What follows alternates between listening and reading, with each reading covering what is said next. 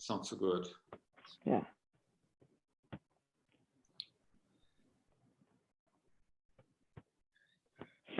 Okay.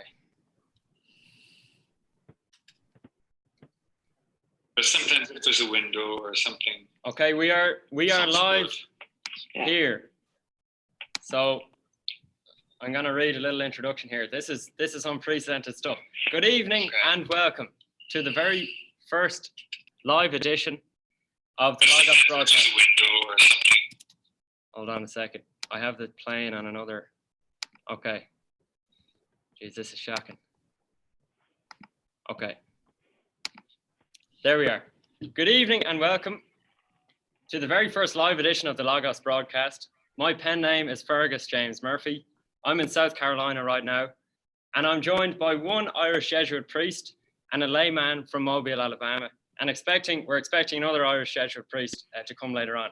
Father Jim Corkery is a professor of theology at the Pontifical Gregorian University in Rome. And Graham Canton, how would you describe yourself? Just another layman. Okay. Try best. I think you're more than that. But anyway, thank you both for doing this. It was both at very short notice, particularly you, Father Corkery. So thanks for that. You're in Italy, is that correct? Yes. Okay. I'm in locked down Rome. Okay. Well, what a place to be at this time. Well, I want to go straight to something that I've mentioned to the two of you, and that's Cardinal Cupich or Cardinal Cupich. I don't know exactly how you pronounce his name, but he's the Archbishop of Chicago.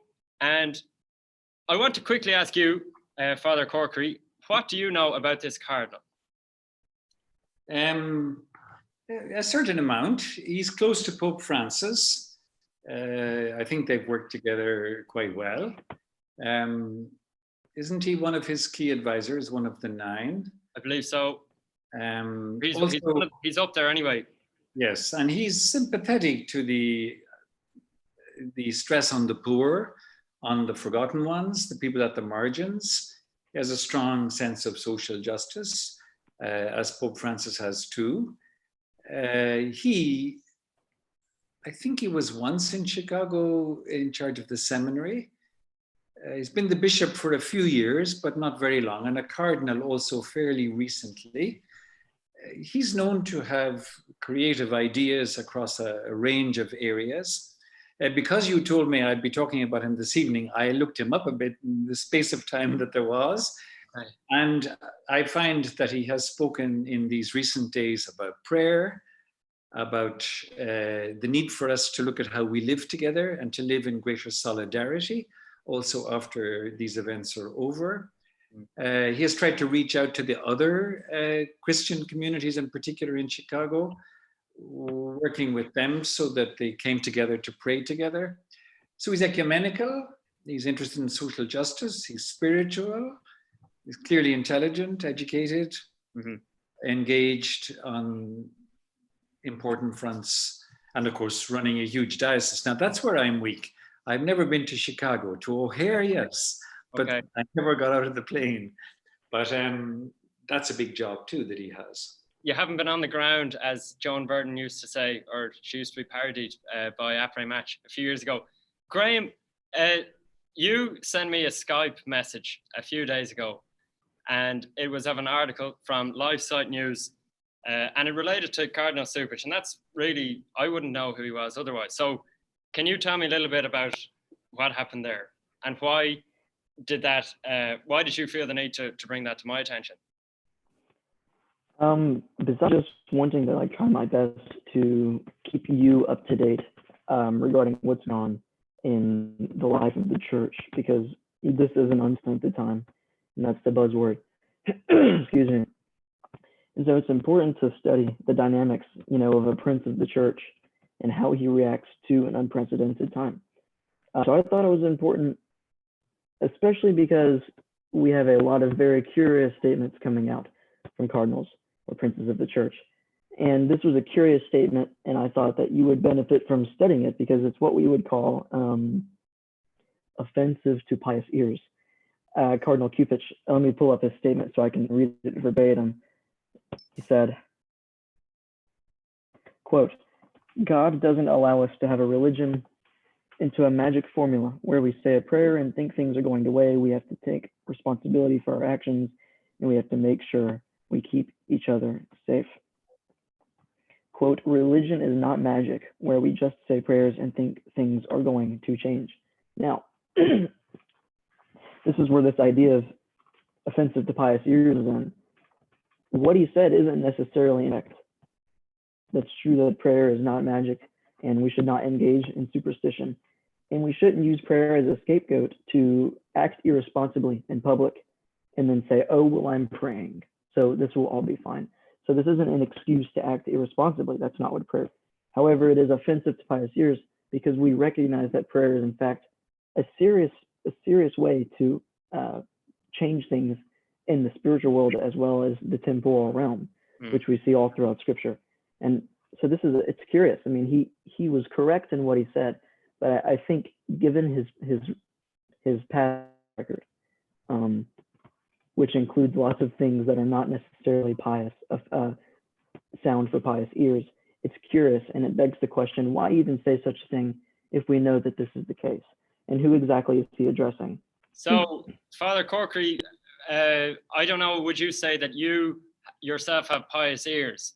But do you take issue with, I don't get the sense that you do take issue with these kind of comments. And can you tell me a little bit about how you would interpret the remarks? Well, after I talked with you today, I looked to see, and of course I found the remark. And if you take it out of the paragraph and out of the paragraphs in which it occurs, well, then you could say, oh, what does that mean? You have to ask more questions about it. But if you see it in the context, the things I discovered today about him ringing the bells in the church at different times each of the day to honor those who are working with the sick, those who are sick, those who are distanced from them at this time. When I see that he also recently quoted the Gospel of Jesus healing the blind man and referred to the fact that Jesus did it in a tender way, giving him back his sight gradually, touching him, his eyes. And then he said, this shows us that the Lord approaches us in our pain. Well, when you read that, and you read about social responsibility as well, after the virus lets us go out again, then you can't say that he's saying that prayer makes no difference if somebody has the COVID virus. If the Lord approaches us in our pain, in our need, in our sickness, clearly it's a both and here rather than an either or. I'm not saying this because I'm a professor at a Pontifical University and I have to defend a cardinal. You know, if a cardinal said something that I thought wasn't defensible, I'd tell you diplomatically that I thought that. But I think this one is not one that one need get too alarmed about in the context, or rather the contexts in which he has spoken about it. I think I like what you're saying. It is definitely reconcilable in a certain sense, but this website, justifiably or not, has chosen to focus on this quote and to highlight it in a clearly negative way. So, Graham, do you mind talking about why certain parts of the church or certain people within the church might have concerns about his past record? Because I don't think, as I said, I don't think these comments would be as relevant if they didn't have a previous view about this man. Does that make sense? That makes sense. So, well, I mean, just you're wanting to know the context of which I speak. That makes this a little more alarming than it would be otherwise. Exactly. Alarming to you. Exactly. Yeah, alarming to myself and a few others. Yeah. So he's made a few statements in the past that are not necessarily incorrect. Once again, this is the whole offensive to pious ears thing. Theological censure is the more formal way in which we would apply offensive to pious ears reference. But let's see, I've got a few of his statements here.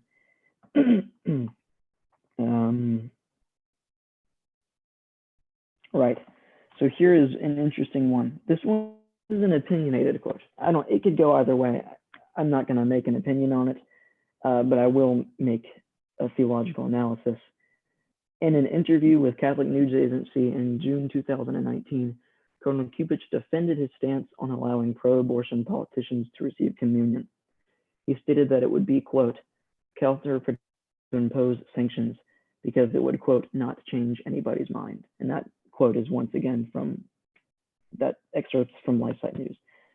And this is curious for one particular reason, and that is that denying Holy Communion, and the key word here is communion, right? People say Holy Communion a lot, runs off the tongue. People don't really think about the C word, which is communion. Denying communion to what Pope St. Pius X calls members of the church, or faithful who are in mortal sin, is an act of charity. It's an act of unadulterated charity, because as we see in the book of Corinthians, specifically 1 Corinthians 11:27, we see, therefore, whosoever shall eat this bread or drink the chalice of the Lord unworthily shall be guilty of the body and blood of the Lord. Now, by being a pro-abortion politician, what you're doing is you're effectively cutting yourself off from this communion of doctrine, this communion of beliefs of the church, which believes in the sanctity of the unborn. And so by participating in the Eucharist, in communion, in this unworthy manner, you are doing exactly what's written here. You are becoming guilty of the body and blood of the Lord, and that can damn you to hell. And as we see in other places in sacred scripture, we should not give to dogs what is holy. That's a really kind of extreme way to basically say, sorry. Yeah, no, I'll let you finish that point quickly. Yeah, it's an extreme way. It's an extreme way of saying that we should be charitable to people if we know that they are unworthy. Now, there's no way to actually judge someone's conscience unless you have sure ways of knowing that this person, has a stained conscience. And this is why priests can't just deny people communion, whether they want to or not. Mm-hmm. But the difference is if you're a pro-abortion politician, you're putting it in writing, hey, I disagree with the church on a fundamental issue. I believe in the murder of the unborn. And whether they think it's the murder of the unborn or not, the church recognizes that they're publicly supporting this policy. And they know that the church believes otherwise, yet they continue to support this policy. So Father Corkery, do you mind me asking, how would you respond to a dilemma like that? Or maybe not personally, but how do you think it would be appropriate for someone like a cardinal to speak on such matters? Would you share Graham's adherence to the strict rules? I don't use strict because that has connotations, but you know what I mean? The rules around Holy Communion. Well, this is a quite different area to the one in which it is. I know. We entered. I mean, abortion is a very serious matter, and it's certainly something about which the church has spoken pretty clearly. Now, a pro-abortion politician, I wasn't sure. Again, we get one quote. I don't know why Cardinal Cupich said this, in what context, to what person, under what circumstances. And I'm trained to look at things a bit more broadly than take the bite line. But what I think is, what is a pro-abortion politician? Is it a politician who actively promotes abortion, who says there should be abortion? Or is it a politician who's a member of a party that has a certain policy on the permissibility of abortion under certain conditions for a period of the time of the fetus's life? Like, I would see a difference between a pro-abortion person and a person who is a member of a party, a political party, which he or she doesn't write everything that the political party puts into their policy and so on. And they don't want to be, I don't want to get into American politics here, I'd be out of my depth, but they don't want to be in the other party. Yes. They have no history of being in the other party. They might even be unhappy that their party has that stance on abortion. But then there's another point that has to be made. It seems, if what I've read is correct, that the party that permits abortion or sees it as up to a certain age and under certain conditions permissible under the law of the land, apparently when that party is in government, the rate of abortion goes down because it takes better care of life and of precarious pregnancies and of such matters. Now, I'm not trying to muddy the waters here. I'm saying that anybody who is a headstrong, gung-ho, public advocate of abortion without nuance, but is that the same as saying well, let's use that example then. Politician who's pro-abortion, but you can't say that of every Democrat, to put it bluntly. No, but let's imagine a politician who is adamantly advocating for abortion, as you say. Can we just deal with those people? And how should we respond? Or how should you, I suppose, you're the priest, you know, or how should the church respond to those people, specifically with communion? I know, again, I know I'm pushing you here because we didn't initially talk about this before the interview, but if you have something to say on that, I'd love to hear it. Well, I'll tell you, this might be wrong, and maybe my head will go on the chop for this. Anybody who approaches me to receive communion, I will not refuse him or her. Mm. If I knew you robbed a bank this evening, and I was saying the 8 o'clock mass tomorrow morning, and you appeared for communion, I would give you communion. What would I be assuming about you? That you had done some reflection before you came to communion, that you were sincere in your request for it, that you, who knows, I can't enter into the interior of your, so I would refuse communion to nobody. If I had a chance to talk to a person who was a pretty strong public advocate of something like abortion, I would give him in no uncertain terms my opinion that I don't see how he squares that with aspects of his Christian faith. But, you know, I'd be careful to deny the sacrament to anybody, because when they approach you, you don't quite know what state they're in. And is it for me to decide what that is? Well, I think you've highlighted a very, you've touched on something very important, and that is in good conscience. And this is something that I had no real understanding of about 3 months ago.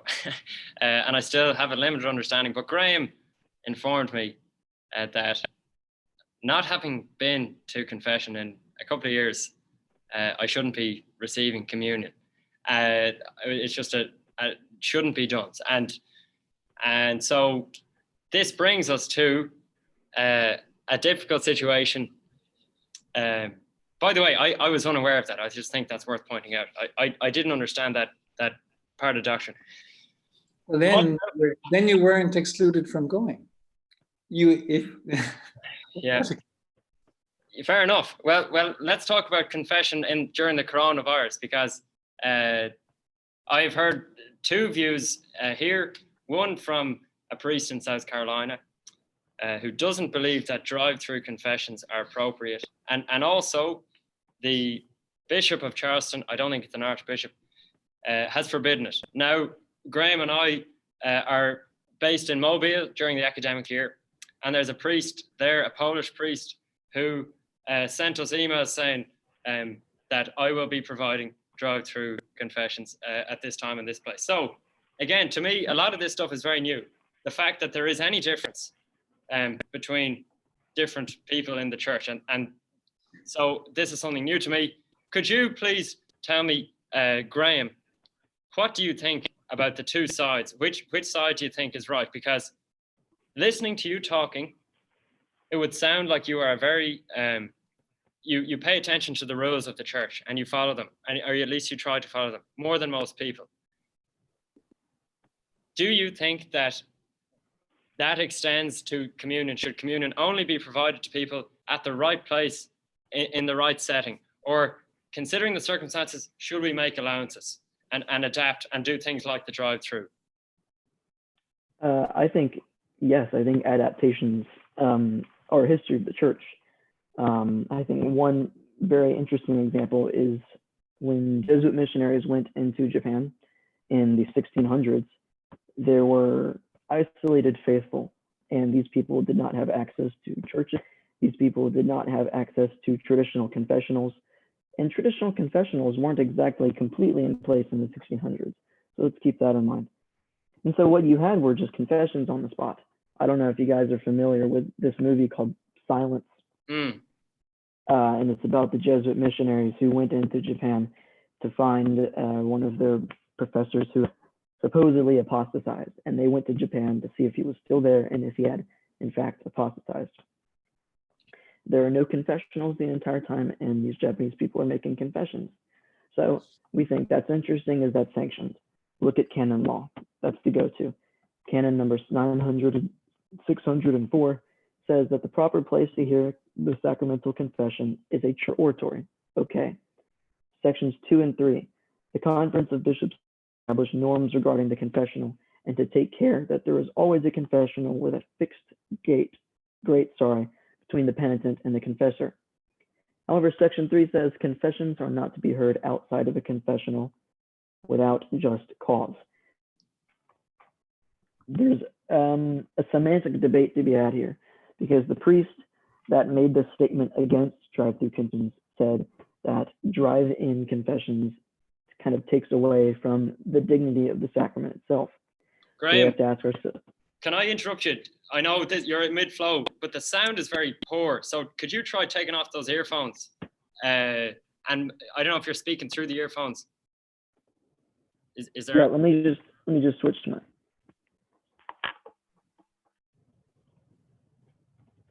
You were talking about a priest who made a statement. I know I completely interrupt you, but I do want the sound to be as good as it can. How is this? That's much better. Yeah, much better. Okay. So there's a semantic debate to be had here. We have to ask ourselves, what is dignity as understood by either ecclesiastical authorities or by secular authorities, and what exactly makes a sacrament dignified? What do you think about that? What do I think about What do you think about what makes a sacrament dignified and what is dignity as understood by the church? Okay, I would say done in a respectful way. Good. What do you think, Father? I think he did well there. I mean, a sacrament is a very important encounter. It always involves God and one other person or more than one other person. There should be great respect between those involved. And if there is that, I think it would be adequately dignified. I would have to say that, you know, some of the things you speak about in regard to how confessions are meant to be heard in the Code of Canon Law and so on, we also learned, I learned when I was studying theology before becoming a priest, about pastoral availability, about pastoral flexibility.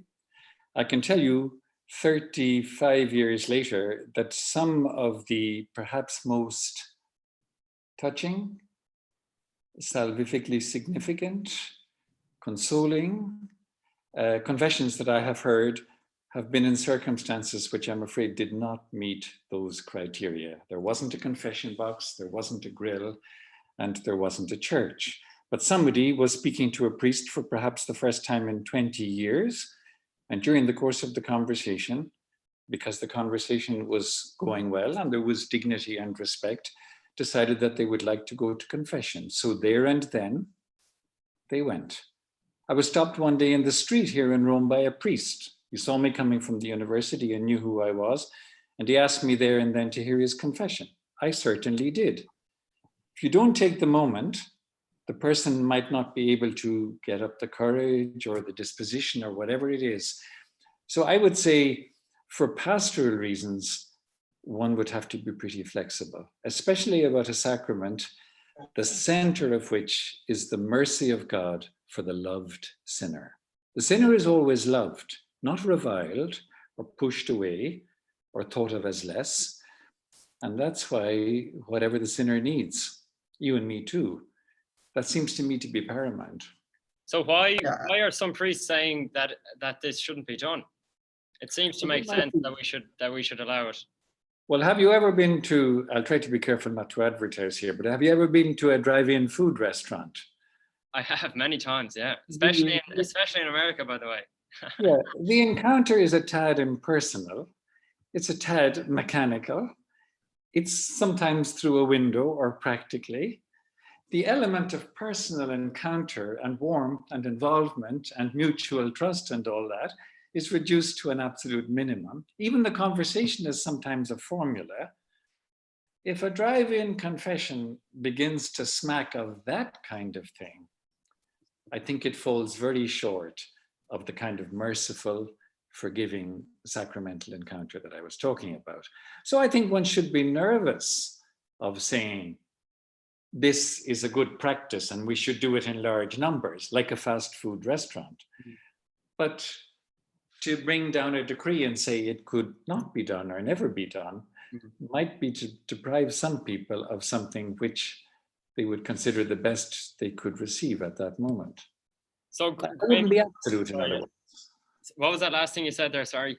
I wouldn't be absolute, in other words. Yes. There are many guidelines, but there is also prudent judgment in pastoral circumstances. So the judgment, Graham, in Charleston, last I heard was, according to that priest that you were about to read from, it's not okay. Do you empathize at all with those people, or do you think they should be whipped into line, for want of a better term, by the next level up? Like what should be done there, do you think? I think we've been talking a lot about context and the whole picture. And unless we can draw that bishop's mind or that priest's mind and figure out what exactly is keeping him from allowing people to actually do a drive-in confession, we know that the priest thinks it's not dignified, but we don't know what the bishop thinks. And until we can really understand why the bishop disapproves and does not allow drive-in confessions, there's no way I can make a judgment on whether or not higher ups should be involved. However, I will specify that salvifically, I don't think it's a good chess move. I think that most of these bishops and priests who are against drive-in confessions are hinging their statements on the fact that any layperson, an act of perfect contrition, which is true, but an act of perfect contrition is really difficult to make. And there are a lot of people out there who think they're making perfect act of perfect contritions, and they're not, because there's a lot of misinformation on the internet. And I guarantee that most of the books people have in their houses aren't saying this is how you make an act of perfect contrition. You have to be doing it out of the correct disposition, which is you need to be penitential, not just because you fear punishment, but because you have a great and overwhelming love for God. And it's very similar to spiritual communion. And I once heard this little interesting tidbit, which is that Jesus has two chalices in heaven. One of them is gold and one of them is silver. And in the gold chalice, he puts all of your physical communions that you've made with the Eucharist. In the silver chalice, he holds all of the spiritual communions you've made, which goes to show that both of them belong in a chalice, but one of them is a little bit more valuable. And you should be, if you're making an act of perfect contrition, you should be doing it with the correct mindset, which is as soon as you're able to, you need sacramental confession. And I'm sorry if I'm rambling here a little bit. I've got a lot to say, and I'm trying to make sure I say it correctly. But the thing is about perfect contrition is one of the things that perfect contrition is contingent upon is the desire to receive sacramental confession as soon as possible. Okay. You have to ask yourself, are these people that, making acts of perfect contrition, are they seeking out confession as soon as possible? And if you have a drive-in confession available, why are you making an act of perfect contrition if you have the means to go to sacramental confession as soon as possible? That was a little bit convoluted, I'm going to admit, but I think I got the gist of what I was thinking out. Good stuff. Well, Father Corkery, I know you have correcting to be doing, but I do want to ask you just before you head off, and thanks again for doing this. I know it's an hour later in Italy than in Ireland, so I appreciate you staying up. But Graham talking, to me, is clearly he has done his reading, okay? There are very, very few young people in Ireland with his level of reading done. And not only that, but there are very few people of our age in Ireland who take religion and the church seriously, I would say. So can you talk a little bit about how you feel in Ireland in that religious sense, and about the place of the church in Ireland? I know you've been away for 6 years, but still the church is undergoing quite, I suppose, a transformation in Ireland right now. So can you talk to me about how you feel in the middle of all that? Well, yeah, I mean, I would be disappointed that the church isn't as central to people's lives as it was to mine, for example, when I left school. Okay, I joined a religious order, but I knew that religion was important and it was about your whole life, not just about a bit. That God was real and relationship with God was real, and it made a difference how you decided to live your life in that relationship, and all other relationships were somehow involved. Young people I know nowadays, they just don't, sometimes they're quite nice when they say things like this, but they perceive the church as relevant to me, but not to them. I don't know why that is. There have been many changes in society. The church is not the place they go when they have problems. They seek other people to help them with problems. They don't find attending church on Sundays something that they feel drawn to do. They have done it, of course, but they will say things like they find it boring. Yeah. And the answer to that, of course, is, well, maybe if you really knew what was going on, you wouldn't find it boring. Yeah. But that's a kind of slick answer, because how can we get them to taste that without creating a whole ambience in which that could become open to them again? I mean, I do think that the church in Ireland, and I'm part of the church in Ireland, and I've been a priest in Ireland for a long time, has to some extent failed people. Then the sins of the church and of members of the church, the public ones especially, haven't given the church great credibility. The church has, you know, perhaps been sometimes hypocritical. Mhm. And all of this has created the circumstances. But in my mind, when I'm talking to you, are also big, thick books that I get paid to read about theories of secularization, about the decline of religion, the shift of its place, relativism, religion becoming one strand in a colorful plurality. All of that is part of a huge set of sociological phenomena that we could dissect here all night. And I don't want to place blame. I mean, I don't think I'm to blame because the generation behind me and my family and friends don't attend church and go to mass. Thank God they still talk to me, even about these things. But I wrote a book once, and in the front of the book, I dedicated it to all the young people in my family. And I said something simply like, I quoted Isaiah about the love of God for everybody, and saying that I wished that that was something that they could discover at the heart of their lives, because I think that is one of the keys to being happy. So I don't want people to go to church because that would mean the priests are getting it right again. We're on top, people are doing what we want. It's all, I want them to go because God is good. And I want them to be able to find him there. So therefore I want the church to find better ways of welcoming them and showing them the face of God and being the face of God for them and all that. You see, the important thing is the love of and relationship with God. How do you, the community is needed for that. You can't believe on your own. Church is needed. But we have a lot of problems in Ireland, and you know, even with all the sociologists in the world, I couldn't, I'd be back in Ireland fixing everything if I was that good.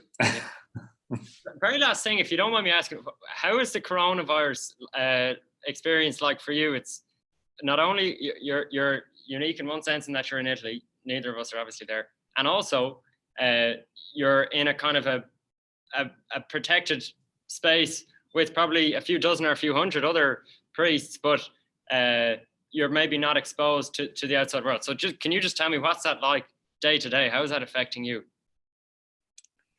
Well, the first question that always arises, you know, when the restrictions came in from the government, and people like us who live in colleges, we're 80 people in this house.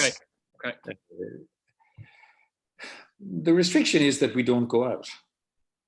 That if shopping is to be done, one or two are designated to do that, and that in fact is what happens.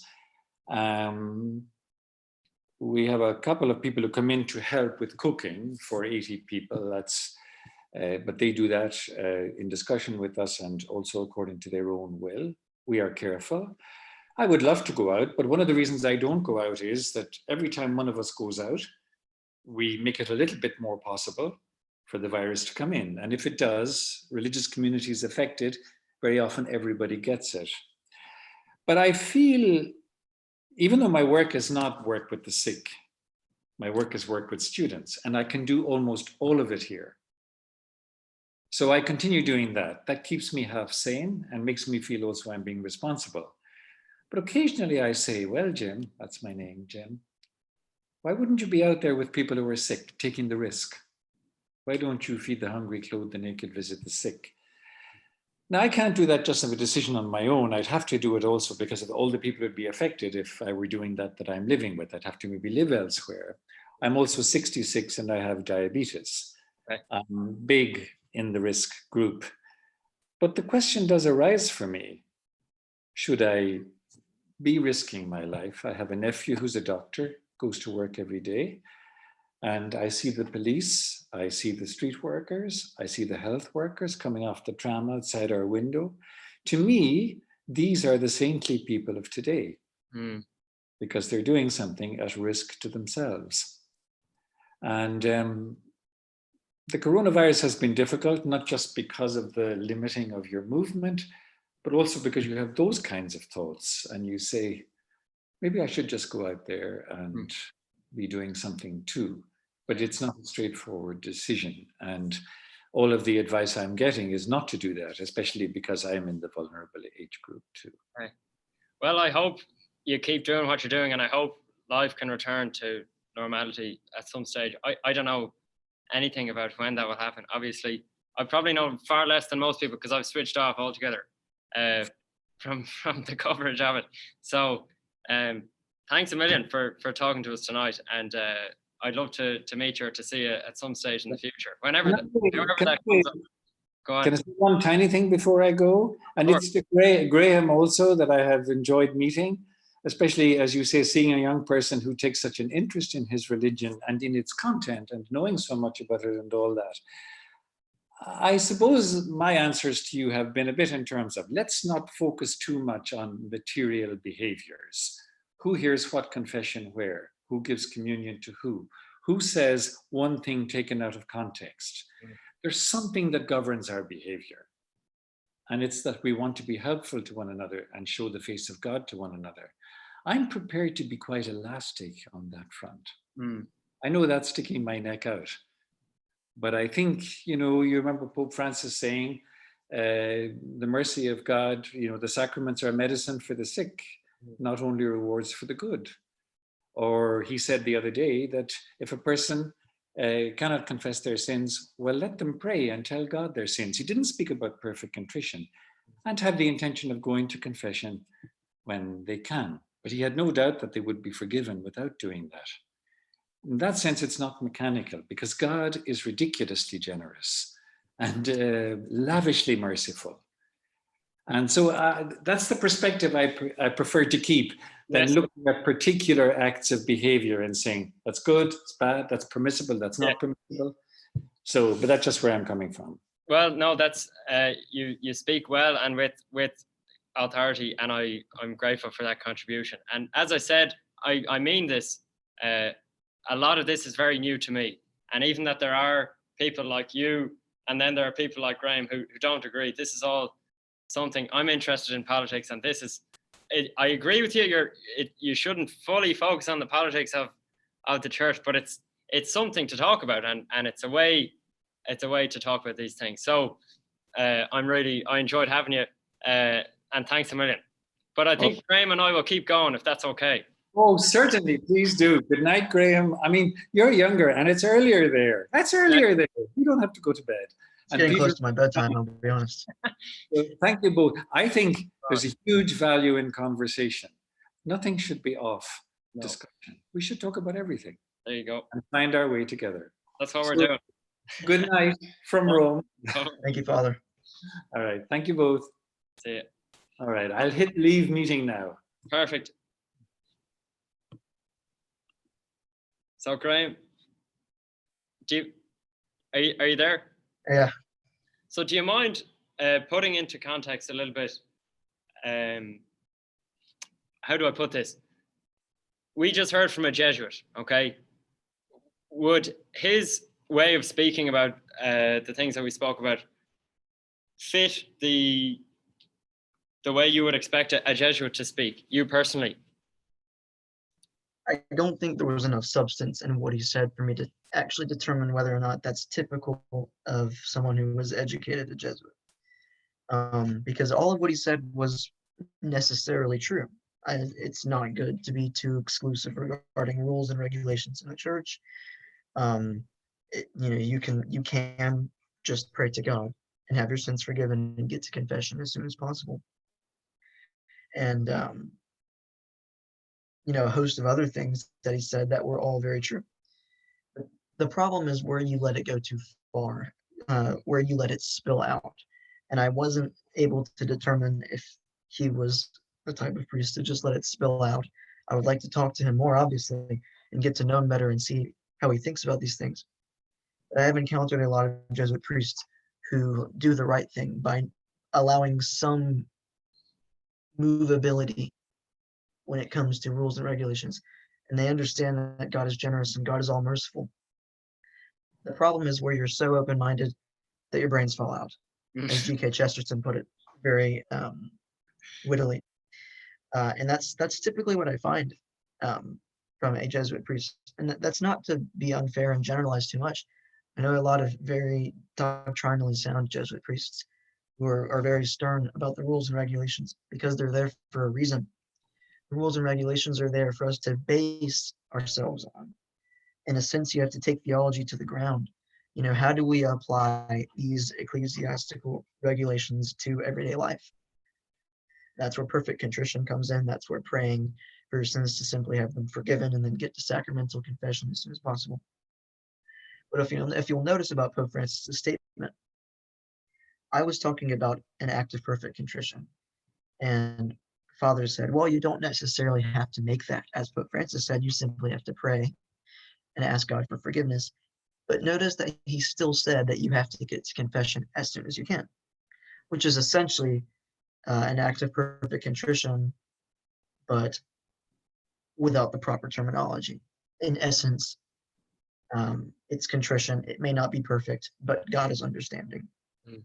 And that's whether he fits into the mold of classic post-1960, or I would even argue post-1890 Jesuit priest. I can't say for sure.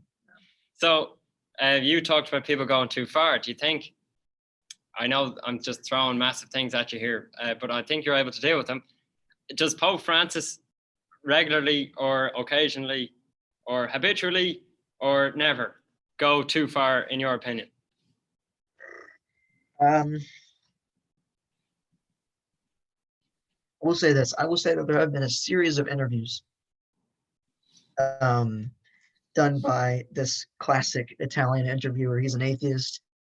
Him and Pope Francis are like this, and they've done a few interviews together. But the quirk with these interviews is that this atheist interviewer does not write down or take notes during the entire interview.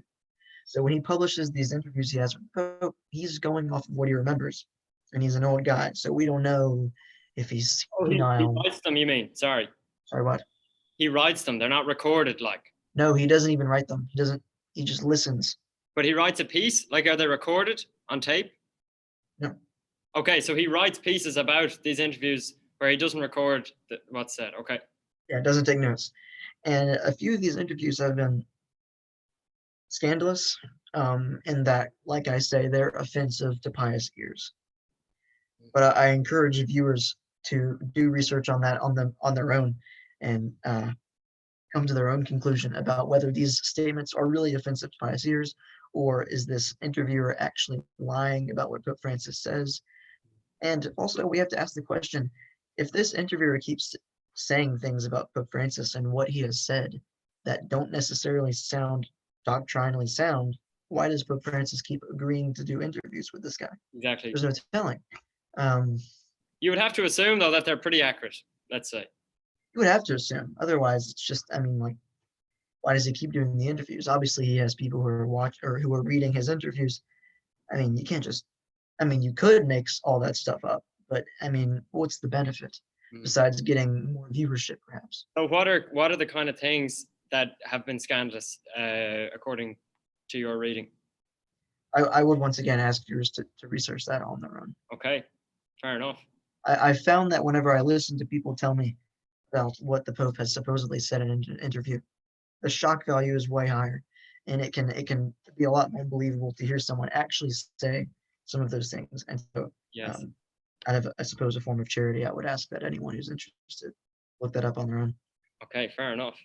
Well, I want to ask you, I was expecting Father Sexton here, so he's not here right now. And do you mind if we go back to a conversation I think that we had in January, or maybe it was February, I can't remember.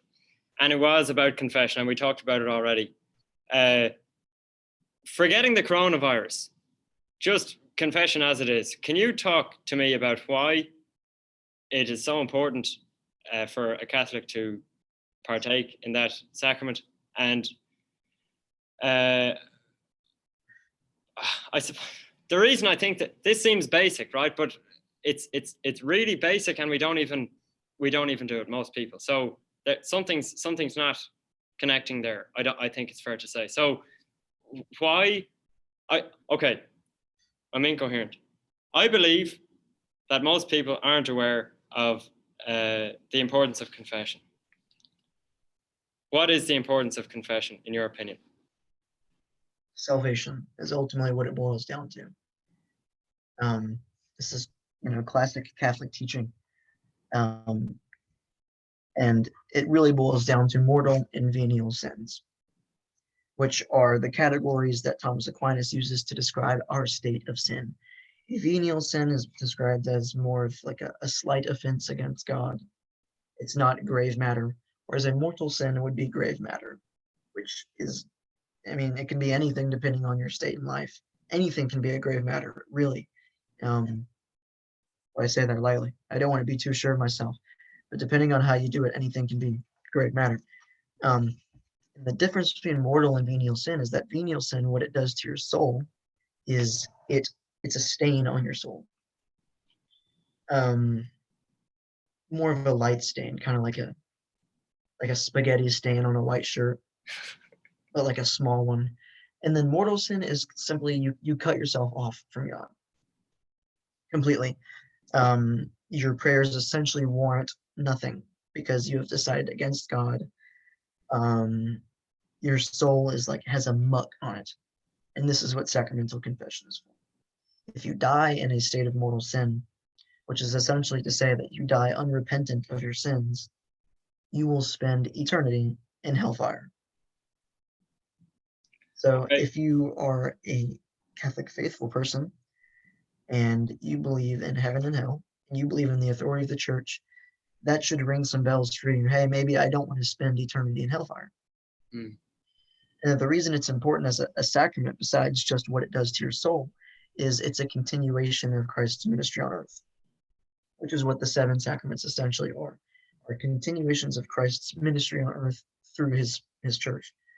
So the sacrament of confession is most reasonably derived from sacred scripture, in which Christ imparts the ability to forgive sins to his apostles. He says, "Whosoever sins you forgive are forgiven, and whoever's sins you retain are retained."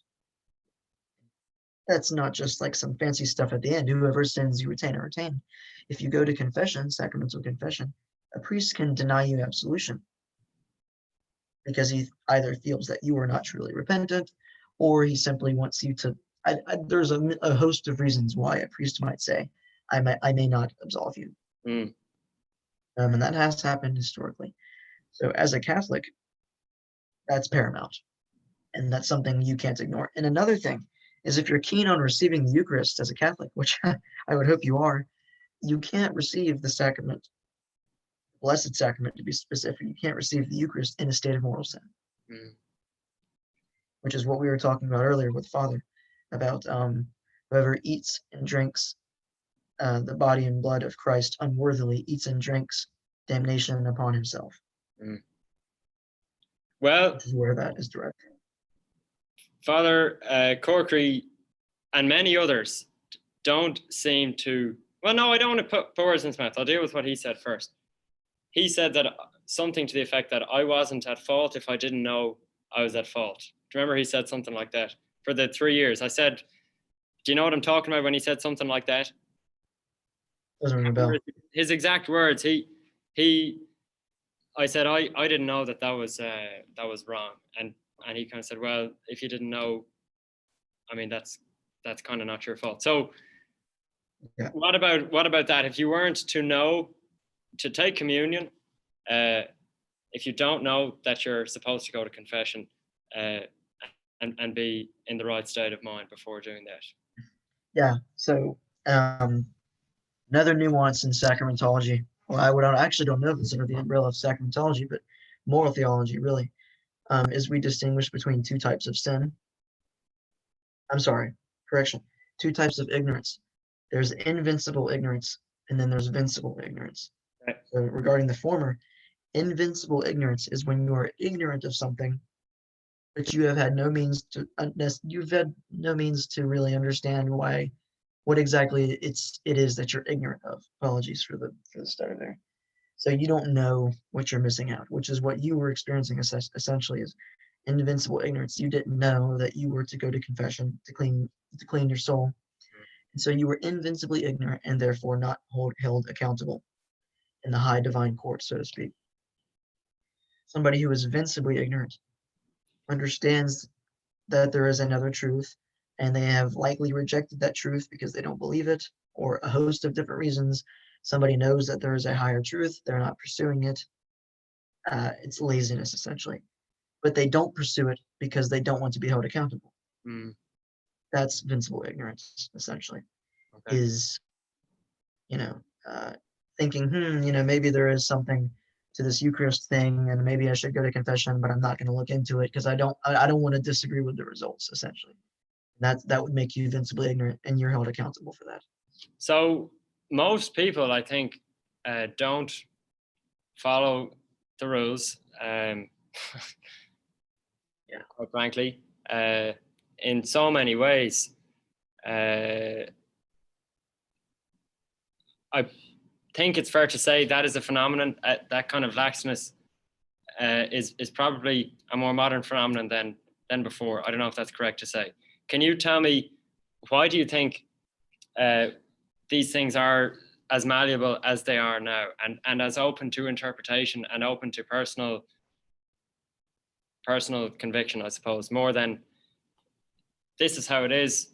If you don't do this, you are at fault?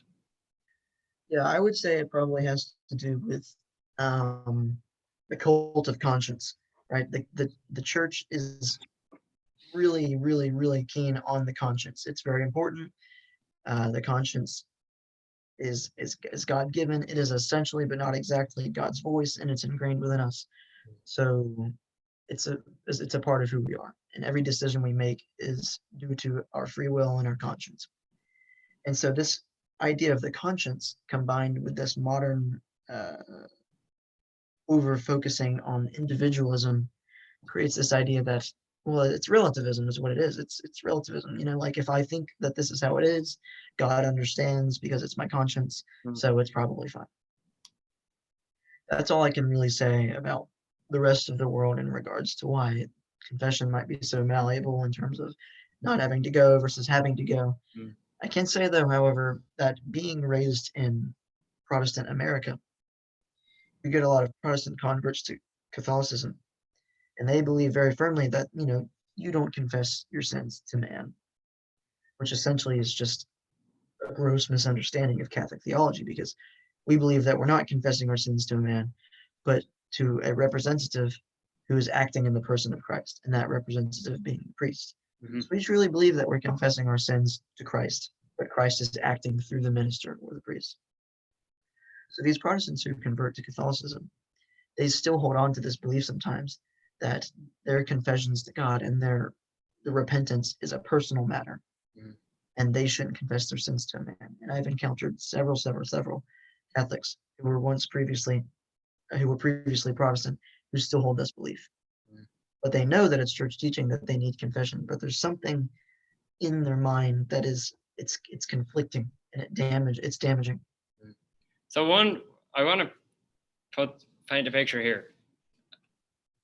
If you were to go to Ireland, or even to New York or Boston or somewhere in the northeast of America, there'd be stereotypes about people in the South, right? And there's a certain accent that people put on, and there are certain connotations that come with that, right? And they talk about the Bible Belt and Bible thumping and all that kind of thing. So that's possibly an unfair way of just lumping all these people together. And I asked one of these people the other day, what are the stereotypes you guys have of Catholic people? And this person said, well, it's kind of like ritualistic, and they just kind of do it, just going through the motions, and they don't really mean it. And I think that's in many ways a fair criticism, because whatever about the Baptists, they seem to have a conviction in what they're saying, more than many Catholics. So do you think that's a fair criticism? I think it is a fair criticism. I think from an outsider's perspective, you could easily see Catholicism as too ritualistic, people just going through the motions, etc., etc. And as Father pointed out earlier, there are people who aren't going to Mass because, well, they just don't get it. Mm-hmm. They don't get anything out of it. It's poor catechesis is what it boils down to, you know. I mean, there was meaning, sorry, is that teaching? Yes, like poor instruction regarding the faith to people, and that's why they don't understand the importance of Mass, that it is in fact the continuation of Christ's sacrifice on the cross. It is in fact a holy sacrifice. It is in fact extra-temporal and takes place outside of time in a sense. It is in fact heaven coming and meeting earth on the altar. You ask yourself, how many Catholics do you really think understand that truth? Also, I'm holding this nail. I've been using it as sort of a... So you have to ask yourself, did I know that? And if I didn't know that, and I'm a pretty average guy, what are the odds that the person next to me in the pew understands that heaven is meeting earth right now on the altar in Mass? I don't know. What do you think? Pretty high likelihood that if I don't get it, the next person doesn't, I would say. Well, I meant the general you. But just to clarify, I meant the general you as a whole, not just you. One. You mean, what would... Ask your question again? I said, if you, as in the general you, if one does not understand that that's happening, and they're a pretty average Mass-going Catholic, what do you think the odds are that the person next to that person doesn't really understand? Quite high. I would assume so. Yeah. And I've spoken to some of these people who are modern converts who have gone through these most recent RCIA classes. Some of these people aren't even getting confession for the first time. Some of these people are being told that they don't really have to believe that the Eucharist is the true body, blood, soul, and divinity of Christ. It's a disaster. It's a disaster. And it really contrasts with personal devotion in the Middle Ages, in the medieval periods, where people thought that they were so unworthy to receive the body of Christ that they often didn't even receive the Eucharist. Wow. And that's where you get the rule in the church that you have to receive at least once a year and during Easter season, because people hundreds and hundreds of years ago thought that they were too unworthy for the body of Christ and they didn't receive. And nowadays we have quite the opposite. We have upwards of 70% of American Catholics not believing in the true presence, and yet so many people receive. It's quite perverted, isn't it? It sounds, the picture you paint sounds perverted, all right. So can you tell us about that exact part of the Mass? And I think that is the biggest difference, isn't it, between Catholics and Protestants? Or it's the one that's always the case, right? Transubstantiation. Yes. So I'm not asking this for effect in a rhetorical fancy way. What's going on there? What's going on with the discrepancy between Catholic sacramentology and Protestants, the lack thereof? I wouldn't go that far. I would just say what's going on with transubstantiation, period. What's going on with transubstantiation? Okay. So Like, you transubstantiation. might think these are things that I should know, and they probably are. But like you said, if one doesn't know, what are the chances that the next person doesn't know? I Yeah. think it's pretty high. So I think it is worth going through this if you're willing. Sure. So transubstantiation wasn't actually defined until the Middle Ages. Keyword here is defined. It wasn't defined in a council as saying it's a substance and it's changing. Transubstantiation. However, we see, this was, it's often pinned to the 11th century, where the church formally described transubstantiation. However, we see that the church, the Catholic Church, very clearly believes in transubstantiation as we know it now, all the way back and, going to Christ's time. Otherwise there wouldn't necessarily be a Eucharistic sacrifice in Mass. And the church had to deal with many heresies in the time regarding Catholics who did not believe that the real presence was there. And if you look at the early church fathers, you see that they all write profusely regarding the real presence of Christ. Mm. And can I put links here, I wonder? Maybe in the comments, can you access the YouTube video? I don't know, can I? Look up on YouTube Fergus James Murphy, and you'll find the channel, and you'll find the video, and you'll have to turn off the sound. How about this? How about I send it to you and then you put it in the description? Good idea. So what's going to be in the description is going to be churchfathers.org. And on this website, How are you that's sending me. this to me, by the way? Sorry, what? How are you sending this to me? I sent it on email. Okay. Churchfathers.org is a compilation of a lot of church fathers, early church fathers, writing about and professing their belief in essentially Catholic doctrine and Catholic teaching. And this is important, not just because it's a bunch of guys who we believe have, but these people were the closest people to Christ that we know.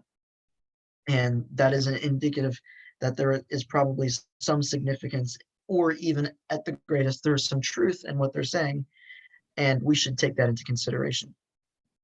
There's this writer for Catholic Answers, his name's Jimmy Akin. He says, fathers know best. The whole book on church fathers. Check it out, Fathers Know Best. Last name Akin, A-K-I-N. So fathers know best, and that's important because these people who wrote these beliefs were disciples of the apostles, or disciples of the disciples, or apostles of the apostles. And they aren't just making this stuff up. This is coming from the apostles. And so that's really significant because these are the closest testimonies we have to the people who knew Christ. Anyway, I feel like I got a little off track there. So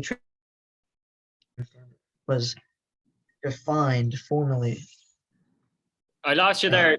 After you said you got off track, you started another sentence. Yeah, did I go out? Sorry. Transubstantiation, as we know it, wasn't defined until the Middle Ages, roughly.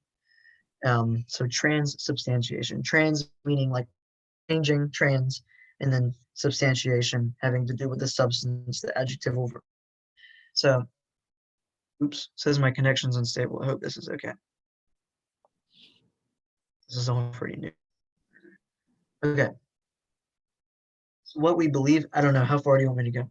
Man, Graham, the internet is open. Go, just go.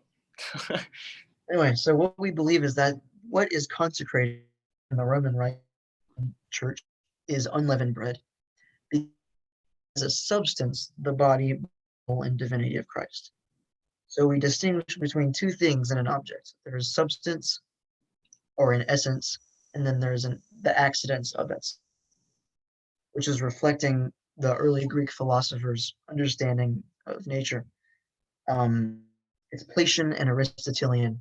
And so the analogy we draw is that if there is a chair that exists in the material world, then somewhere above there must be a reflection of that chair that is the complete and perfect chair. And we call that chairness. And so this chair that I'm sitting in here is just an imperfect reflection of a perfect chair that exists in some ethereal dimension above. And so the substance is that it's a chair. In its essence, it is a chair. The accident there would be what color is the chair? Hmm. What is the chair made out of? What does the chair smell like?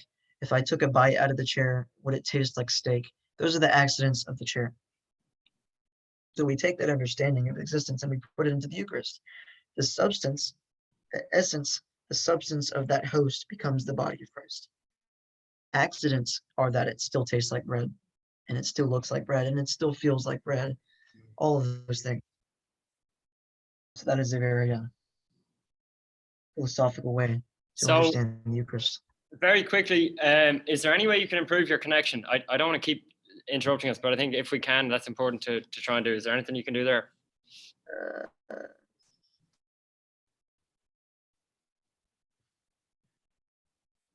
Is that any better? Well, we'll see. I guess we'll have to try it for a few minutes. But anyway, how is that substance? How does that process take place? Under what conditions? Okay, under what conditions? This is interesting. There's some cool little nuances here when it comes to how does this take place. It takes place due to the words of institution, right? Which is that there are words that Christ instituted, allows us, and when I say us, I mean priests, to command the bread to become the body, which is from the Gospels, when at the Last Supper, Christ says, "Take all of you and eat. This is my body," which will get the whole thing. John chapter 6, the Last Supper discourse. And so we words in Mass, and we believe that it very miraculously becomes the body of Christ. Body, blood, soul, and divinity of Christ, anyway. But it has to be done by a priest. It obviously can't be done by. It has to be done by a priest. Okay, fair enough. It's very similar to how in the times of ancient Judaism, sacrifices to be done by priests. Okay. And we see our priests today as being a continuation of the order of priests from the line of Melchizedek. So it's the new covenant of Judaism. And that's why these priests are able to make these sacrifices on the altar. Okay, Graham, I want to take a quick break and I'm going to try and contact Father Sexton. Can you hang on? Sure. Yes, Okay. So why don't we turn off our video and our microphone, Sure. And I will send you a text when we're back on. Is that okay? All right. Yeah. Cool.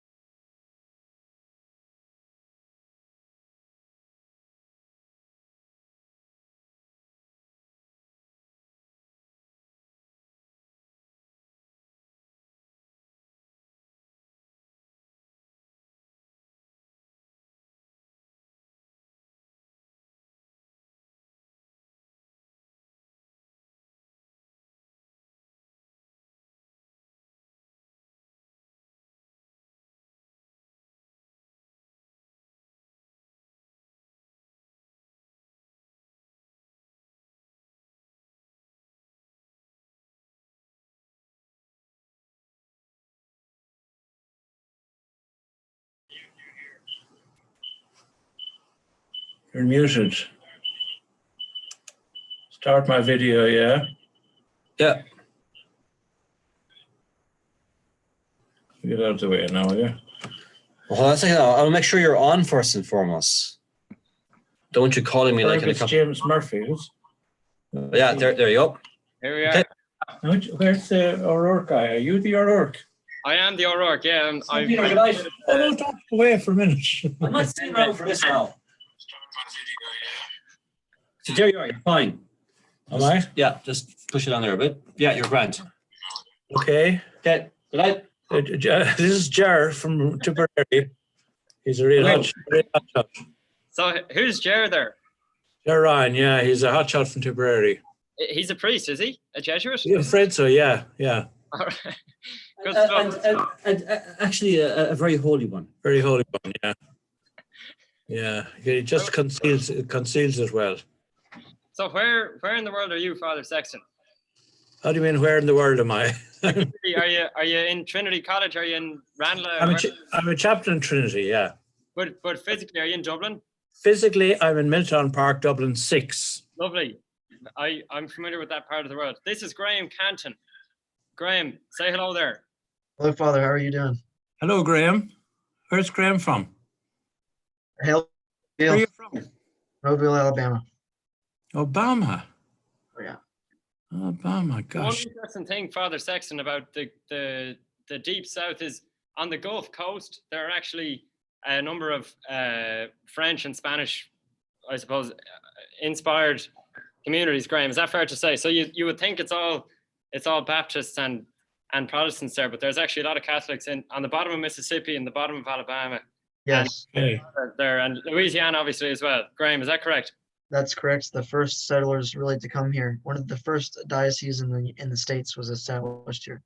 So there's a strong old Catholic community here. Okay. Okay.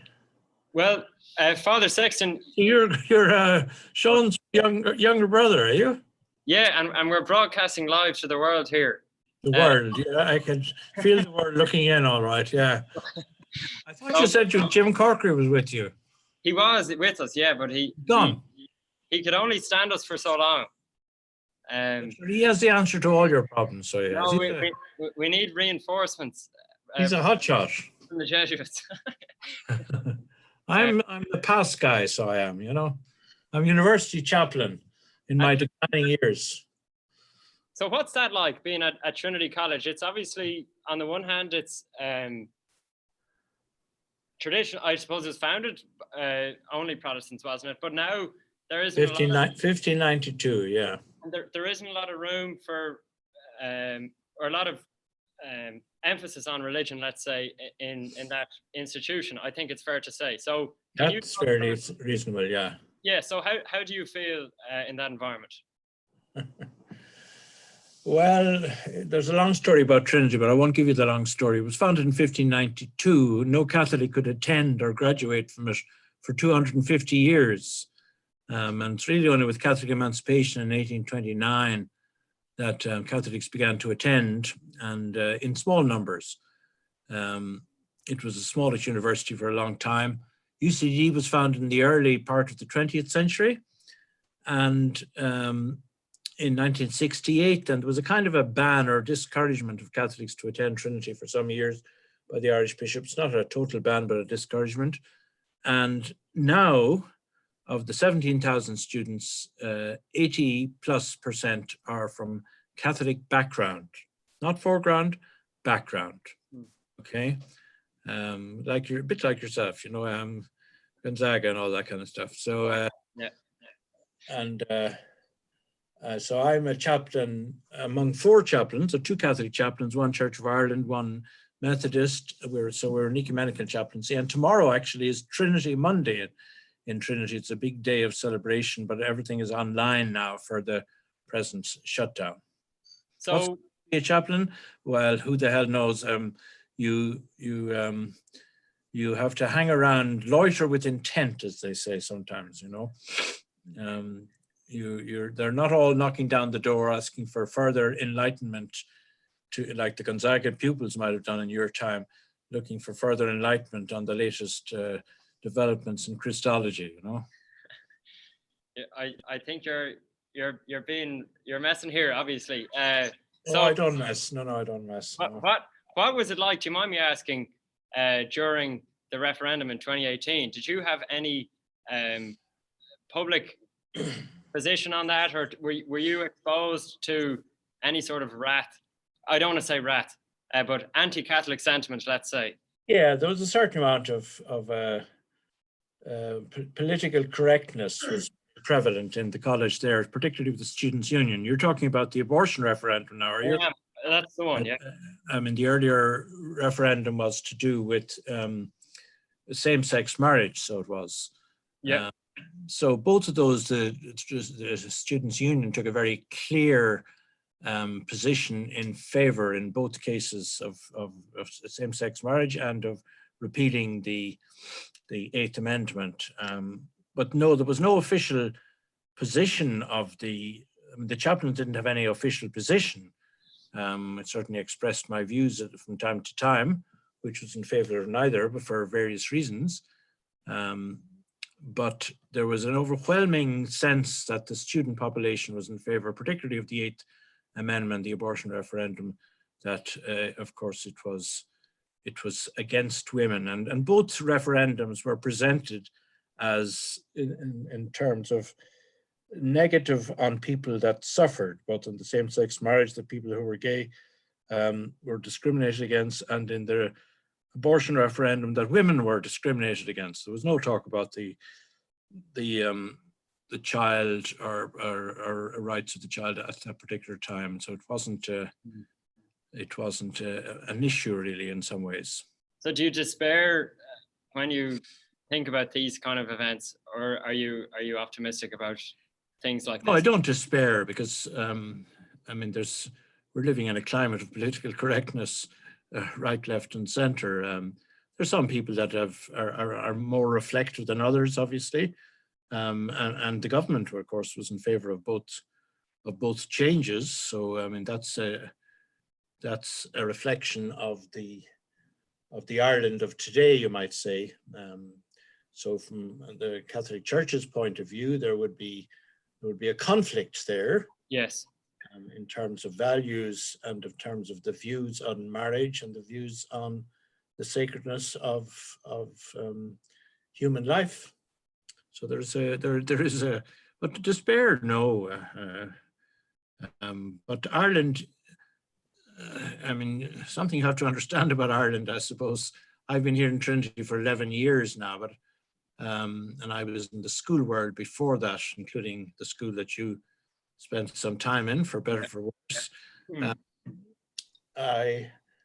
Ireland is going through a sustained adolescence, would be my way of viewing terms. And adolescents react to things that their elders are doing with anger and with screaming incomprehension.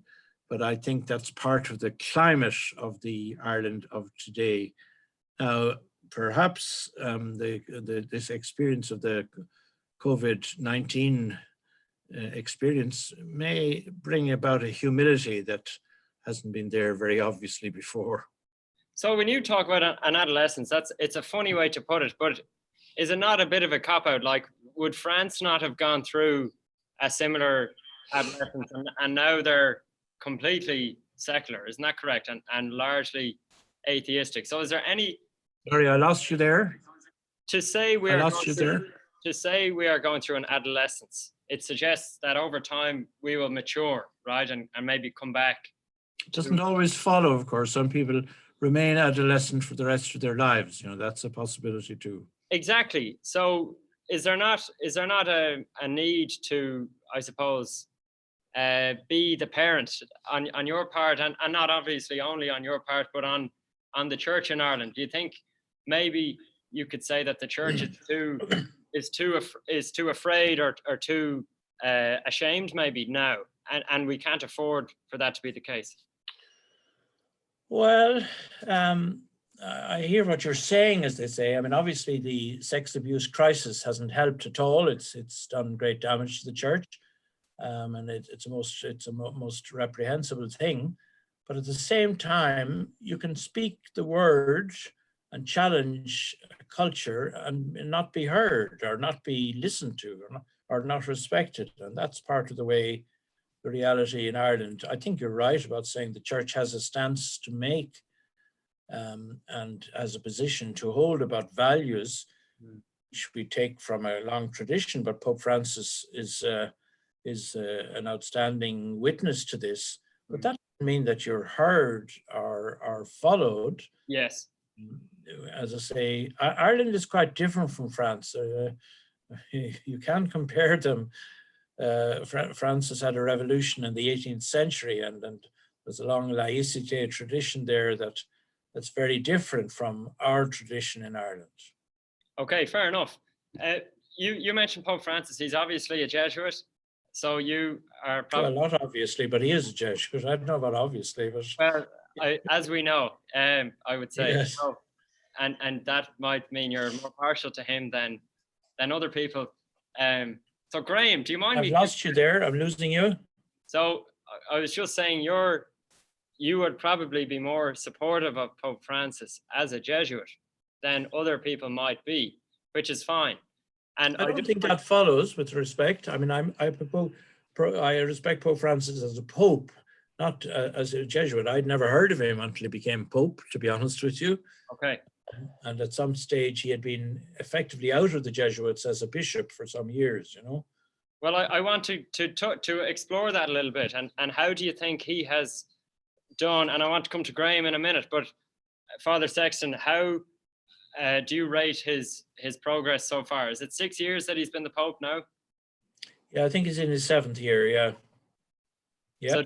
So, out of 10, do you give him a score? Is that okay for us to talk in those terms? Well, yeah, sure. I'd give him 9.5. I'd say. So you do support him, not purely because you're a teacher, but absolutely. I think he's outstanding prophet. No, not just because he's Jesuit, because he's the Pope who stands for values that I stand for, and that I think this church stands for. He laid out one of the very first places he went to, as you know, was Lampedusa, and challenged the world on the lack of care for the migrant situation. I mean, that was a very challenging stance to all of us, not just, to all of us. And he's been consistent there in that, with a lot of opposition from outside and, unfortunately, from inside the church as well, from rather right-wing elements that don't want to be challenged, as far as I can see. So, Graham, could you give us a few words on why some people don't like the way Pope Francis does things? I could give you a few words, but I'd rather not dwell on it personally, because I've tried to escape the Pope Francis critique bubble, as it were. I think, as a preface, I would like to say that he has great qualities, both administratively and ministerially. He has good qualities. I think where a lot of people lose him is his ambiguity in speech. And I mentioned this earlier in the interview, but there is this reporter in Italy. His name's Scalfari, as they call him, atheist, really old, and does interviews with the Pope. Now, these interviews often come out with some pretty ridiculous things that the interviewer ends up saying that the Pope has said. Now, whether or not he actually said those things, we can't confirm, because the interviewer doesn't notes in the interviews at all. But there is one particular interview that I remember some buddies of mine being up in arms about, and that is that Francis allegedly said that hell does not exist. We simply... I'm losing a lot of stuff here. Sorry, what now? I don't know what he said there. Pope Francis allegedly said, Graham? Pope Francis had allegedly said, according to this interviewer, that hell does not exist and souls simply experience disappearance whenever they die and are not in communion with Godhead. Now, this is anecdotal, right? Like, we have no, because it's from some atheistic 900-year-old interviewer who doesn't take notes. And so, I mean, the telling. Yes. A lot of people have trouble with Pope Francis's Amoris Laetitia. Hold on. Got an unstable connection, it says. It's an unstable connection. Can you hear me? Yeah, I can hear you now. Okay. A lot of people from the, I wouldn't even say traditional camp, because first of all, I hate to put lay people into camps. And second of all, it seems redundant to add traditional to Catholicism. Those from the traditional camp have problems with Amoris Laetitia and the decision to pastoral allow divorced and remarried couples to sacrament of the Eucharist. A lot of people have issues with Pope overemphasis on migration and a bunch of other social justice issues. I won't make a comment on those things personally, but I will. I'm just trying to give it from both ends here. People think that he doesn't enough on the church and he focuses too much on global politics, on globalism and migration. A lot of people have taken up issue with the Human Fraternity Declaration that Pope Francis participated in when he traveled to the United Arab Emirates, and he declared that the diversity of religions was willed by God. And so now you have a bunch of theologians trying to play the semantics game, trying to figure out if he's talking about God's passive will or his active. I mean, it's a mess. Mm. And so that's where the confusion comes from. And we know, by the way, that God doesn't actively will the diversity of religions. Whether he allows it, his permissive will, that's another story. But the fact of the matter is that our did not specify, hey, the diversity of religions is actively willed by God. He should have specified. Anyway, that's. So on that note, Father Sexton, do you have any response to that? Because to talk about other religions in a way that Graham has described Pope Francis as doing is upsetting and some might say misleading or not in line with the church's doctrine. So what would you say to that? Well, I would say a couple of things. First of all, the Pope is a very faithful Catholic himself and has been always a faithful Catholic in his life. Secondly, people don't seem to understand that this loyalty to the Pope, and there's only one Pope, Benedict XVI isn't the Pope, he's the last Pope. John Paul II isn't the Pope, he's the second last Pope. Disloyalty to the Pope is disloyalty to the Church. And there's a very large group of right-wing people, particularly in the United States, if I may say so, that are backed by some very wealthy Americans that are very troubled by Pope Francis's concern for the poor and the challenge to wealthy people to care for the poor in the world. And they're the people that are the primary critics of Pope Francis. And I don't think they're loyal to the church at all. I think they're very disloyal to the church. And they've been backed, unfortunately, by people like Cardinal Raymond Burke and others who try to give the impression that they're being particularly loyal to the church. And in fact, the very opposite seems to me to be the truth. So that's part of what the Pope is dealing with. He's trying to deal pastorally with certain issues, like, for instance, the issue of divorced and remarried people is a very, very troubling and concerning issue. But you take your lead from Christ, first of all, in the tradition of the church in caring. You don't take your lead, first of all, from the rule, as it were. You take your lead from the gospel, from Christ, and he's part of his mission as the Pope is to lead in meeting that situation.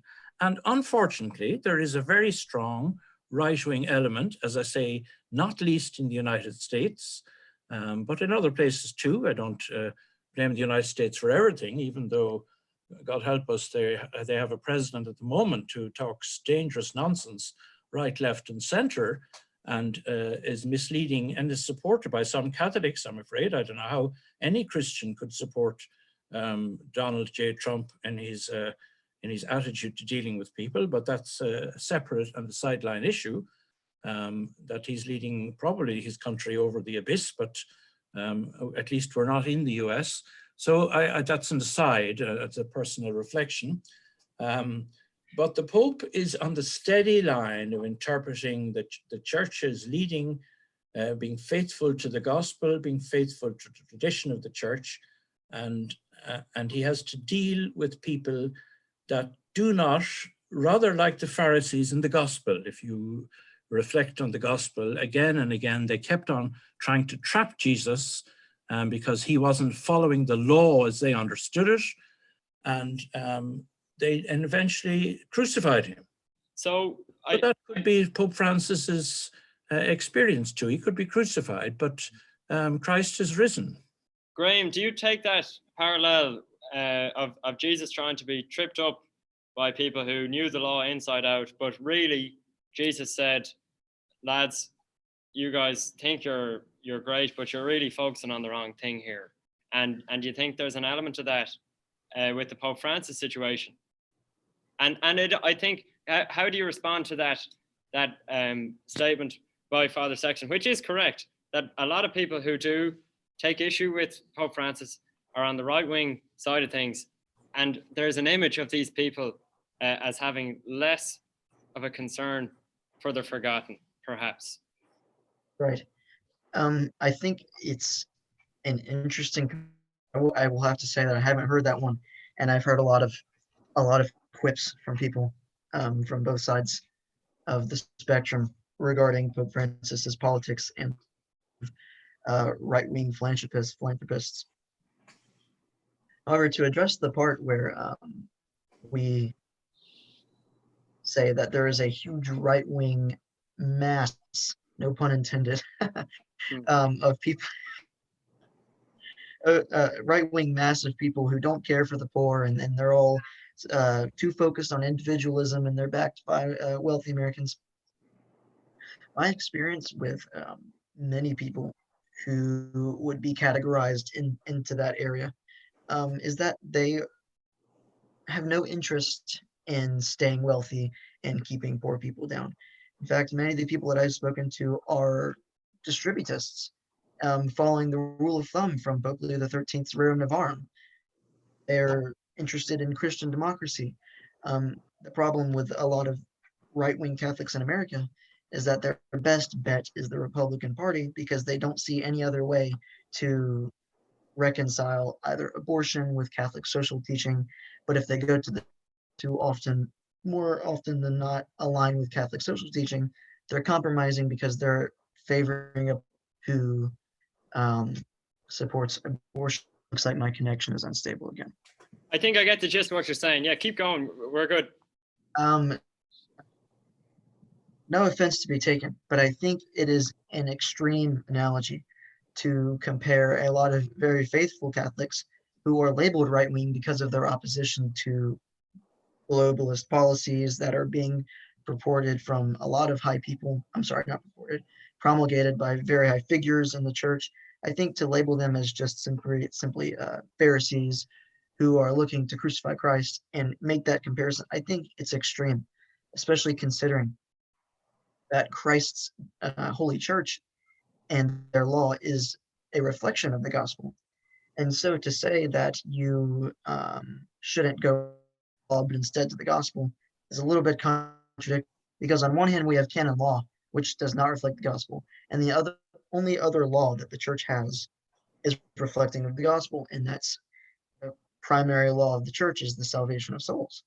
And so what you have right-wing Catholics doing is saying something is not right in the church. I really don't like the ambiguity that's coming from the top, and they're looking for sort of a grassroots way to in their church, because they don't feel they think the church is too polarized. And funny enough is you in America who are labeled as right-wing, but the fact of the matter, a lot of them don't even think that they're being right-wing. They just think that they're being Catholic. And that's how polarized the church is. And that's how it goes. And I will concede that, there are very wealthy right-wing Americans who are pumping money into certain bishops to get these narratives out. But the fact of the matter is the reason most of this is coming out of America is because America is isolationist. America historically doesn't want anything to do with other nations, and they want to focus on the individual. So what happens is you have a pope in Rome who is saying we should let migrants come unadulteratedly into other nations, and he's a lot on globalism, and he doesn't seem to be putting enough thought on ecclesiastical matters, and he's feeling too political. And the individual in America doesn't like that. You have this fracture, right-wing element of the church that is very, I'm going to be honest, I would prefer not to align myself with them because it's a disaster. And I think aligning yourself either right or left in the church is a disaster to begin with. That was a little bit of a ramble, and I'm being a little incoherent if I'm being honest, but most of the people that would be associated with right-wing thinkers in the church, they're not hating the poor. In fact, they're often Christian. Father Sexton, we're losing. Graham, what was that very last thing you said? They are Christian distributionists. Is that what you were saying? Yeah, distributists, and they're very faithful to Rerum Novarum. That's about all I have to say. I'll go to Father Sexton here. Are you satisfied at all with Graham's defense of these people? Because I think it is an easy label to put on people, oh, just right-wing conservatives, but I think Graham has tried to humanize these people, I suppose. And what do you think? I respect that, and I appreciate his compassion for right-wing Americans. But from the point of view of Europe, the American culture seems to us to be a culture in enormous difficulty. A country that is divided, a country that first of all has elected a lunatic to be the leader, and who comes on day after day making these dangerously nonsensical observations about health and the future. That is the United States as we see it from Europe. And a very large number of Americans support that. And unfortunately, a large number of Catholics, Roman Catholics, support that. That to me is unintelligible, so it is. I don't need to point out to Americans that they can't even talk to one another, the Republicans and the Democrats. There is a complete impasse there. And so if that is affecting the church in the United States, then the church is in big trouble in the US. The Catholic Church is in big trouble. I don't think the Catholic Church universally is in big trouble. There are big challenges. The Pope is the constant feature of orthodoxy and continuation and tradition, therefore. And he is challenging the church of today to be faithful to the gospel. Caring for migrants is central to what the gospel is about. And some people just don't like that. I mean, Graham commented there, they feel he's too concerned about globalization, but not concerned about ecclesiastical matters. Well, there can't be a contradiction there, so there can't. There has to be a consistency, and the Pope again and again is talking about a consistency. As he says, when there's some expression of concern about health or poverty in the world from the United Nations, the same country is supplying mass weapons to many countries. And there's a hypocrisy there that has to be challenged, and the Pope is challenging that. But people don't like to be challenged. Graham, do you accept these criticisms of your country and its politics? Yikes. The political system in the United States is, as you can say, it, a false dichotomy.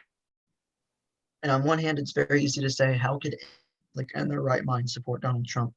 And on the other hand, looks like, oh, my connection's unstable. It is unstable. Someone watching Netflix or something? I don't know, probably. It's probably streaming a 10-hour movie downstairs. On one hand, it's very easy to say, how could any Catholic in their right mind support someone like Donald Trump? And on the other hand, you have someone saying, how could any Catholic in their right mind support someone like Clinton, who supports the unadulterated abortion of fetuses? So that's the problem of the false dichotomy. And in reality, what happens is, if you're a Catholic and you're voting for one or the other of these two people, your conscience is in big trouble. I mean, supporting one guy who's an egotistical narcissist, or another lady who wants to universalize everything and supports you wanting to, kill your child in the womb. On that one, on the Clinton-Trump thing, Father Sexton, what is a Catholic supposed to do when given that choice?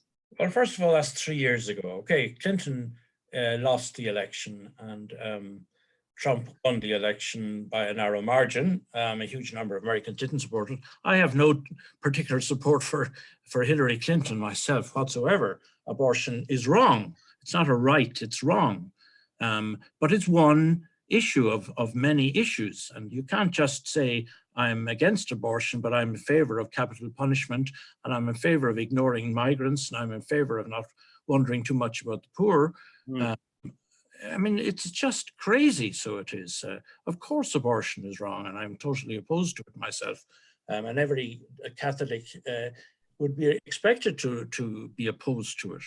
But you can't reduce Catholicism and Catholic morality to one issue. But to be talking about 3 years ago is crazy. We have to talk about the future, and we're, unfortunately, you're dealing with a lethal situation in the United States. So we are at the moment. That's affecting world peace, world justice, world compassion, and the Pope is trying to stand for all of those things: peace, compassion, and justice for the poor. So would you say Trump and the Pope are like polar opposites or something? I would say absolutely, yeah. Graham, would you agree with that? I think there's some differences they could work out. Well, good man yourself, Graham, but I can't say I agree with you there. But I pray for the American people and for their future. I just don't know how things will turn out. I mean, even as things stand at the moment, they're going through hell in New York and in other countries, and yet you have people on the streets protesting that the shutdown should be reduced, and Trump is supporting that. I mean, it's just unbelievable. It's just unbelievable. So it is from this point of view. The of the president himself aside, we want to talk about the future. And yes, regarding Clinton and Trump was 3 years ago. If we want to talk about the future from the American perspective, I couldn't tell you a thing about European politics besides I don't like labor. Let's look at it right now. So we've got Joe Biden and Donald Trump as the nominees for each party. Biden is blatantly pro-choice. He was denied Holy Communion at a church for being openly pro-choice. Bernie Sanders says in a town hall that to be a Democrat is to be pro-choice, and you can't have one without the other. That's the future of the Democratic Party in America. So we should use what would normally be our natural inclinations as a human being to decide what is the most important issue right now. You were standing on a sidewalk who was a minority who was discriminated against, and he was also homeless, and he didn't have hair. And on the other side of you was a person who had just been stabbed in the neck and was dying. Who can you reasonably say you would tend to first, you know? I mean, like, I would tend to the man who was stabbed in the neck as opposed to the homeless person who was racially discriminated against and didn't have good health care. I would tend to the man who had been in the neck, and then I would worry about the homeless person. And if we're being honest with one another, I bet the homeless person would probably get up and go defend the man who had been stabbed in the neck. So that's why people in America are willing to sacrifice their conscience to vote for a president who is pro-life, even though he supports the death penalty, even though he is a narcissistic, egotistical lunatic. And that's why they're not willing to compromise their conscience to vote for a Democrat, because what you're doing is in further legislation to kill children. And that's the Catholic of the political party false dichotomy in America. Father Sexton, do you accept Graham's analogy there with the man on the street who's just been stabbed in the neck?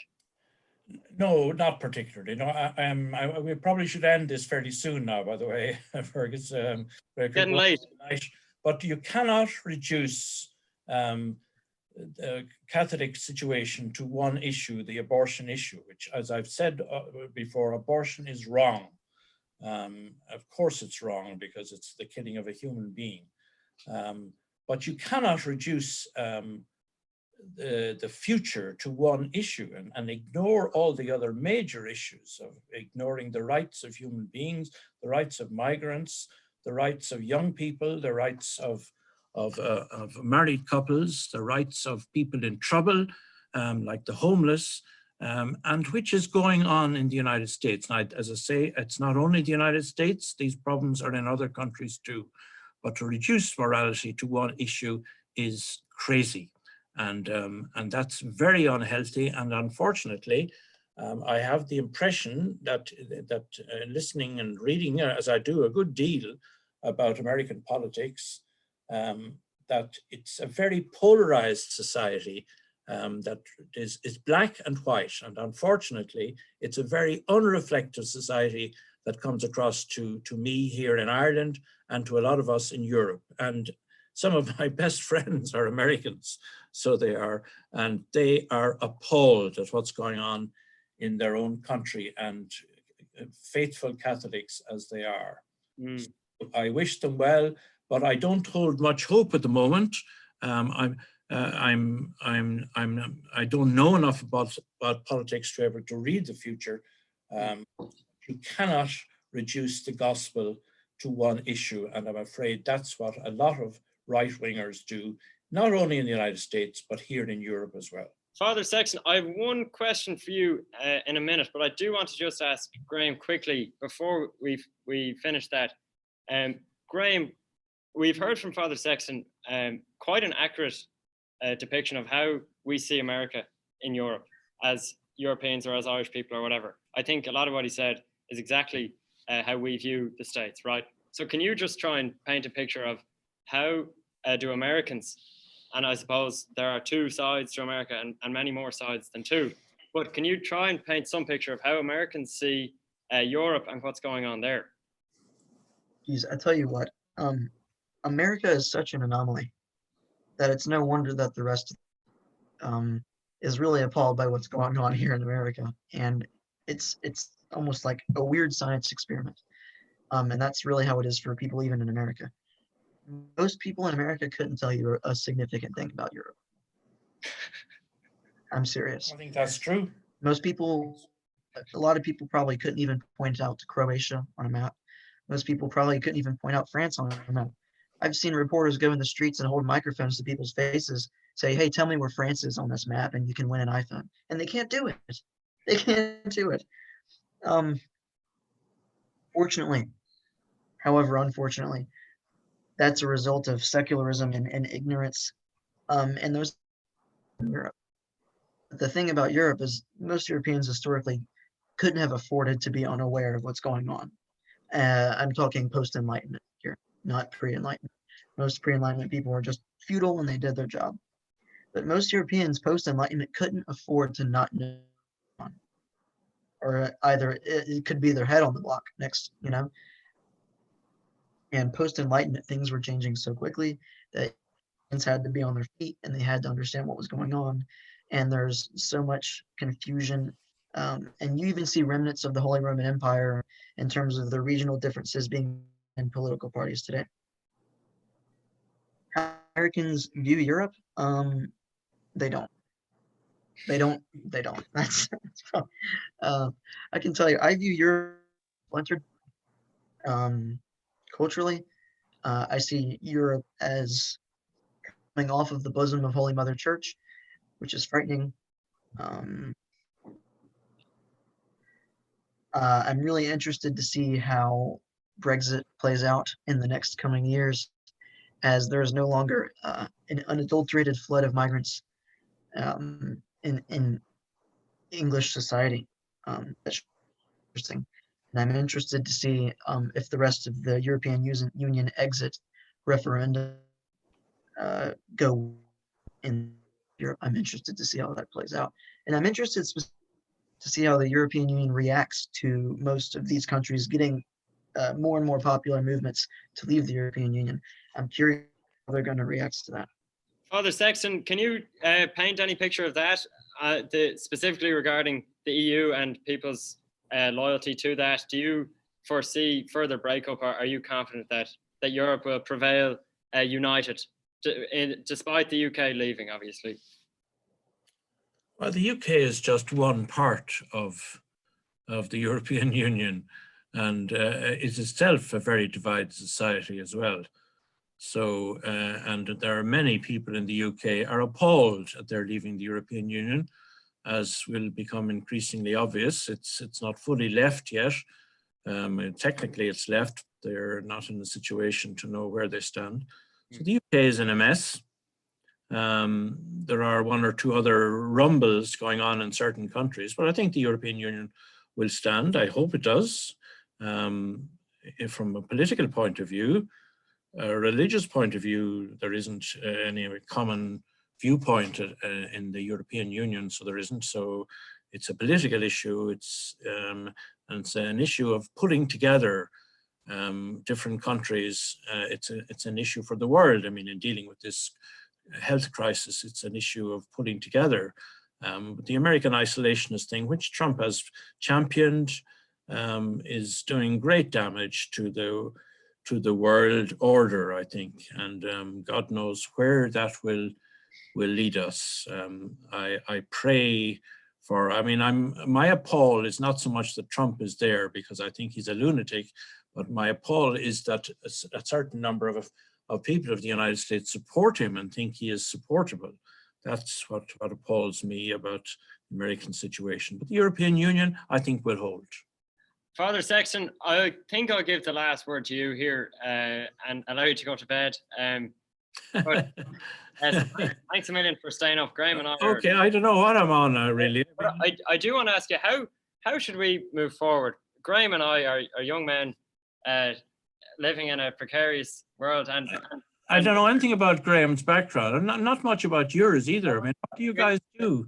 We are both students in Alabama, in the heart of the America that you, I suppose, criticize. I think it's fair to say, and most people around us would be adamant supporters of that man who you deplore. And that's not what our life revolves around. But I'm half joking there. Do you have any nugget of wisdom to leave us with as we, obviously in the coronavirus and all that kind of stuff? Have you any? How is it affecting your region? How's it affecting your region? Well, I'm in South Carolina and I'm staying with my girlfriend's family, and not a lot is going on, but it's very peaceful. People are still driving around the place and getting their takeaway food and going to Walmart and things. You can't sit in a restaurant, but it is pretty. I would say life is reasonly normal. Graham, so you have no lockdown.